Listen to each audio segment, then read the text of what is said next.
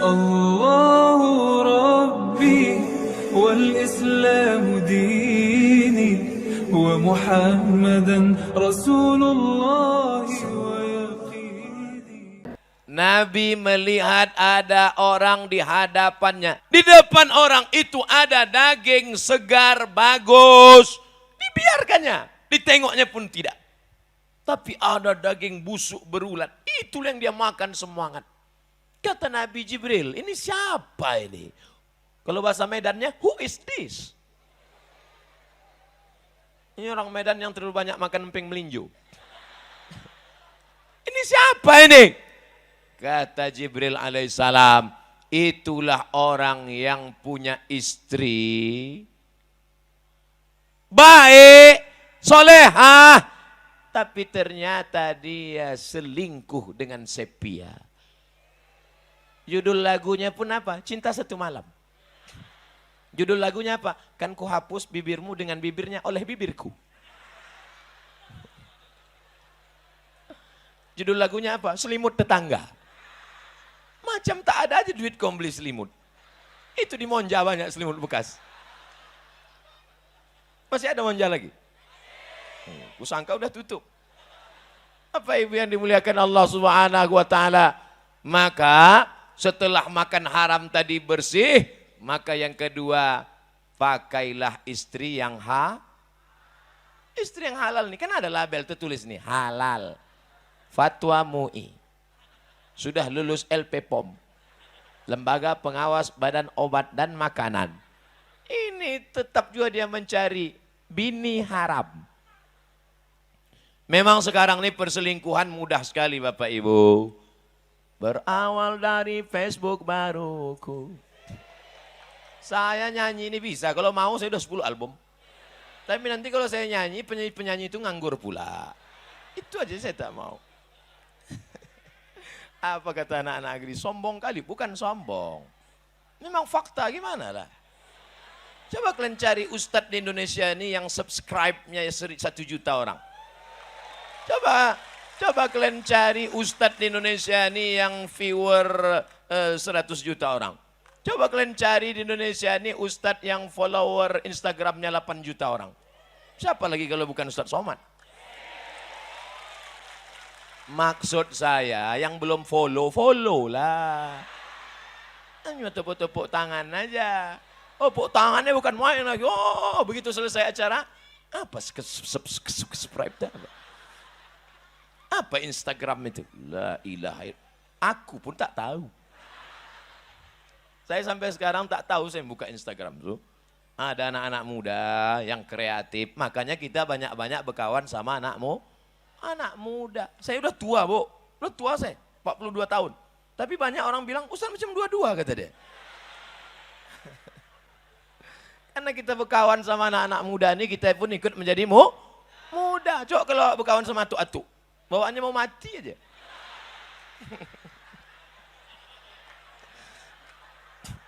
Atuk-atuk jangan tersinggung. Atuk-atuk tak tersinggung pun mati.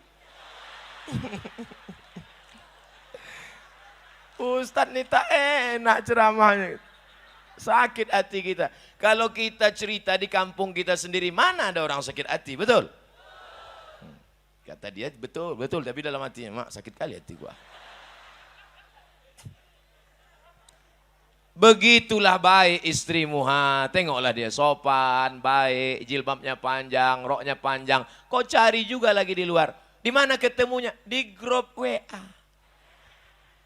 Abang pergi reuni dulu ya, Dek. Aku ikut, Bang. Jangan ikut, jangan. Tak boleh, orang itu tak ada buat bini. Pergilah ke sana, jumpalah sama mantan. Begitu sampai di sana, pas mau nyendok nasi,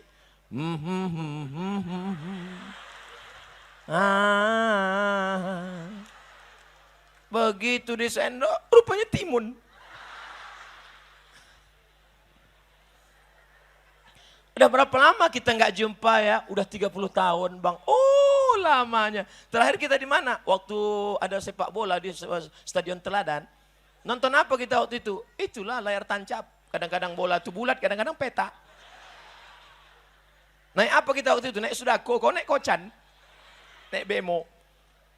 Udah nikah kau? Udah bang. Anak kau berapa? 3. Mana gambar lakimu ini? Peot laki kau tengok. Mana ganteng abang sama laki? Ganteng abang lah. Kenapa kau nikah sama dia? Itulah bang, takdir buruk. Inilah mimpi yang belum pernah berakhir bang. Akhirnya tukar-tukar nomor. Akhirnya cerita, curhat. Apa kata orang Inggris? Witing trisno jalaran suko kulino. Cinta tumbuh karena ingin sering bersama CLBK. Cucian lama belum kering.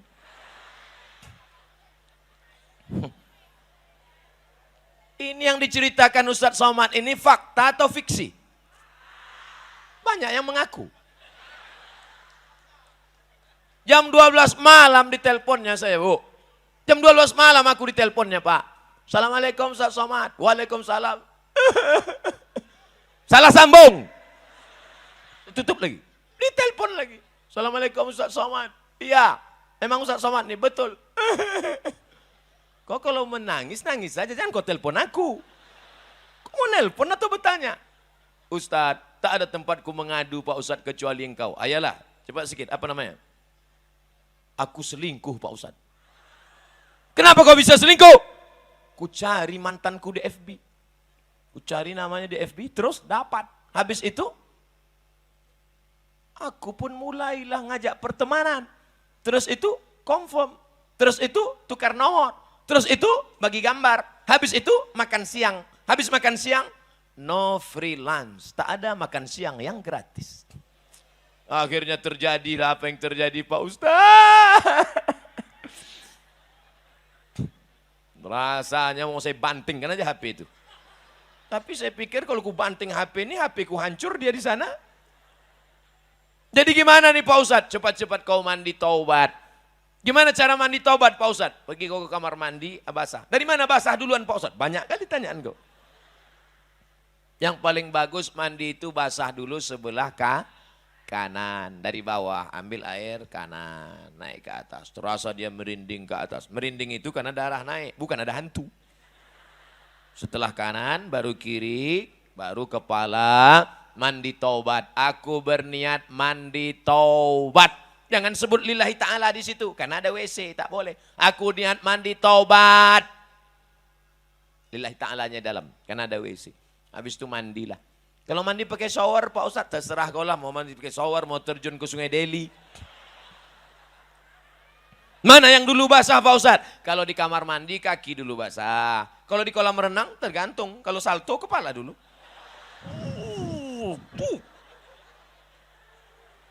Jadi kalau mandi taubat nih hilang dosa kita Pak Ustadz. Kalau mandi taubat, apalagi kau pergi ke sungai, apalagi kalau kau sampai ke Belawan. Bukan cuma dosa hilang, kau pun hilang sekalian. Nah, pergi kau tepi Belawan sana, terjun kau ke bawah. Setelah itu baru sholat sunat usolli sunnata taubat raka'ataini lillahi ta'ala. Allahu Akbar. Allahu Akbar kabira. Ustaz, aku belum hafal Allah. Tak usah kau baca Allahu Akbar kabira. Langsung aja Al-Fatihah. Karena Allahu Akbar kabira itu sunat. Dibaca bagus, tak dibaca keterlaluan. Alhamdulillahirrabbilalamin. Ar-Rahmanirrahim. Maliki yaumiddin. Sampai habis itu ayat, baca ayat apa-apa aja. Hafal kau sabbihis? Tidak Pak Ustaz. Alam Nasrah? Tak juga Pak Ustaz. Izaja? Tak juga Pak Ustaz. Kuliah hafal tapi pas simpang tuh kadang berbelok-belok. La ilaha illallah. Parah kali. Mau kuantukkan aja kepala yang ke tiang. Apa yang kau hafal? Kulhu Pak Ustaz. Kenapa itu yang kau hafal? Setiap aku baca itu ingat aku Ustaz Somad. Qul huwallahu ahad, Allahus. Mantap, lanjutkan. Rakaat pertama kulhu, rakaat kedua kulhu, habis itu salam. At-tahiyatul barakatuh, salawatu thayyibatullah, assalamu alayka ya nabi wa rahmatullahi wa barakatuh, assalamu alayna wa ala ibadillah sholihin, asyhadu an la. Kenapa kau baca cepat-cepat? Kalau lambat-lambat lupa Pak Ustaz. La ilaha illallah. Assalamualaikum warahmatullah. Assalamualaikum warahmatullah. Habis mandi taubat, sholat sunat taubat, habis itu astaghfirullah rabbal baraya astaghfirullah minal khataya. Kalau sampai melelehkan air mata lebih bagus.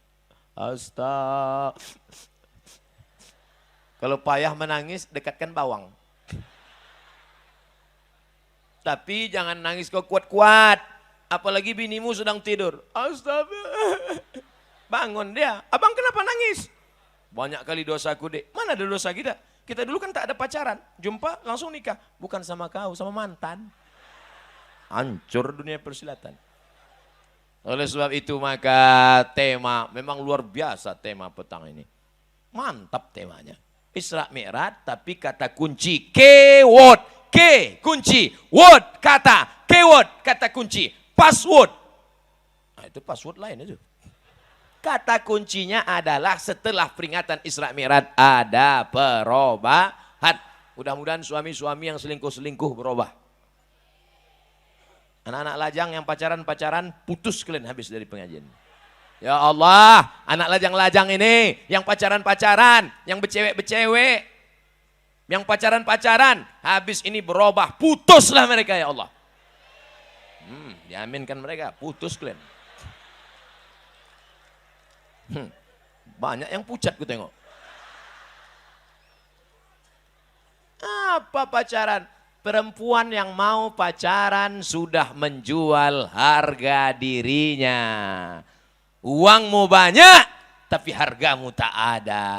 Tak ada hargamu, kau sudah dicengkali orang. Tak ada apa-apanya pada dirimu. Bonceng sana, bonceng sini, jalan sana, jalan sini, gembung masuk angin. Yang hamil 9 bulan 10 hari, laki-laki apa perempuan? Perempuan. Yang muntah-muntah, ngidam-ngidam, panas dingin. Laki-laki apa perempuan? Perempuan. Yang melahirkan anak, laki-laki apa perempuan? Mana ada laki-laki melahirkan? Oleh sebab itu maka yang menanggung penderitaan ini adalah perempuan. Hai perempuan, jaga harkat martabat dirimu. Ingat, martabat bukan martabak. Hai laki-laki, kalian punya adik perempuan. Hai laki-laki, kalian punya anak perempuan. Hai laki-laki, kalian punya kakak perempuan. Sekarang kalian memainkan perempuan, sampai saatnya kalian akan punya anak perempuan. Waspadalah. Oleh sebab itu mesti ada perubahan. Pulang dari sini, jangan pulang dari sini. Sekarang juga, buka HP, cari nama dia. Mana nama dia? Mana? Delete. Wow. Buka FB, cari nama dia, langsung unfriend. Habis itu update status. Apa statusmu? Buanglah mantan pada tempatnya. Nah, kalian pacaran. Apa itu pacaran tuh? Omong kosong. Adinda, buah hati belayan jiwa, siang dan malam terbayang-bayang, makan tak kenyang, tidur tak lelap. Pret. Sampai masanya kau akan menanggung deritanya. Betul? Tapi orang tua juga mesti ikut. Orang tua mesti mengawal. Karena perbuatan ini juga ada kontribusi orang tua. Datang anak lajang bertamu. Ibu, anak ibu ada. Ada, masuk. Kalian duduk sini ya. Ibu sama bapak nonton TV dalam. Kalian silakanlah, berzina kalian. Zina. Bapak harus berani bertanya, kau mau apa ke sini? Saya mau diskusi Pak Ustadz. Udah 10 kali kau datang diskusi aja. Kalau memang kau jantan, kau pinang anak gadisku. Tapi kalau kau bencong, pi kau balik. Kalau kau jantan, bawa bapakmu datang sini, pinang, kunikahkan. Tapi kalau kau tak jantan, kau potong tuh burung, kau kasih ke itik.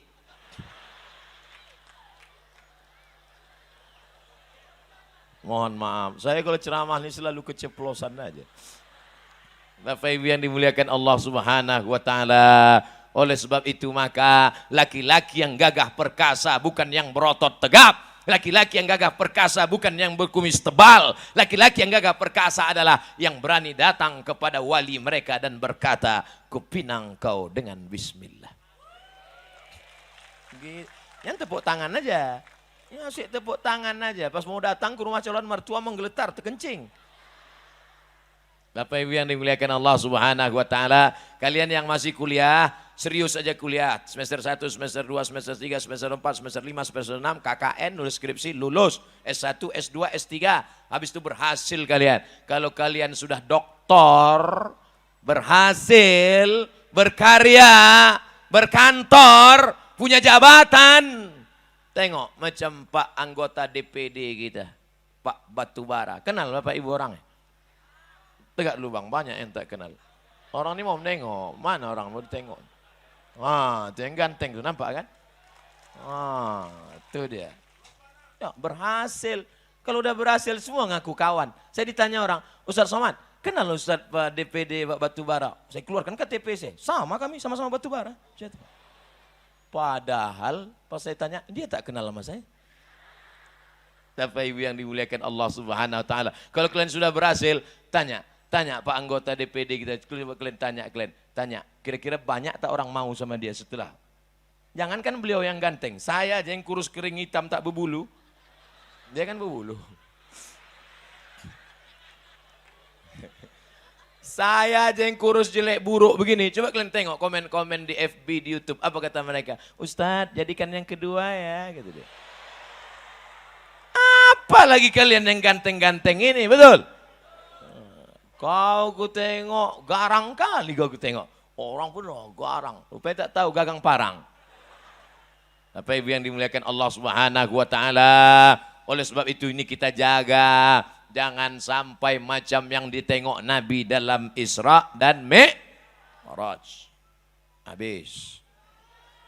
Tapi saya tak mau judul ceramah saya ini jadi fitnah nanti. Apa judul ceramah Ustaz Somad tadi? Ada 2 hikmah Isra Mi'raj. Kalau gitu nampaknya dia milih nomor 2. Jadi supaya tidak jadi fitnah, jangan ditarik-tarik saya ke politik, saya tambah yang ketiga. Hikmah Isra Mi'raj yang ketiga. Jadi nanti tak ada orang panitia, nanti tak bisa ditekan. Tak bisa jadi fitnah. Apa judul ceramah Ustaz Somad tadi? Ada 3. Datang pula caleg. Nomor aku itu kata dia. Ceramah ini tidak ada hubungan dengan caleg, DPRD kota, DPRD kabupaten, DPRD provinsi, DPR RI, DPD, presiden, wakil presiden. Karena Abdul Somad bukan orang partai, Abdul Somad bukan jurkam, Abdul Somad bukan caleg, Abdul Somad murni da'i, mengajak orang ke jalan Allah. Paham? Jelas? Ini saya jelaskan ini. Karena banyak juga orang yang tak jelas dengar ceramah ini. Mikrofonnya udah jelas, kameranya jelas, isi ceramah jelas, cuma otak dia tak jelas. Sungsang otaknya. Makanya payah dia nangkap. Ustadz, kenapa kalau ceramah pakai 1, 2, 3? Pertama memudahkan anak sekolah untuk ngingat. Yang kedua memudahkan intel untuk buat laporan. Kok tidak kan payah mereka? Mereka tak punya basic agama. Ditugas untuk mengawasi Ustadz. Pas ditanya atasan, apa isi ceramah Ustadz Somad tadi? Dia terlalu cerdas, payah kami nangkapnya. Apa tak cerdas? S1 Al-Azhar Kairo 3 tahun 10 bulan. S2 di Maroko setahun 10 bulan. Tesisnya 300 halaman bahasa Arab semua. Diperiksa oleh orang Arab, beasiswa. Jadi orang kalau yang level-level payah dia nangkap ceramah saya. Kalau orang yang otak-otak jongkok susah lah. Tapi orang Medan ini cerdas-cerdas. Apa tak cerdas? Daun ubi tumbuk dimakannya. Daun ubi tumbuk itulah makanan orang cerdas. Tak perlu dikunyah lagi. Asal masuk gol, asal masuk gol. Begitu masuk, begitu keluar.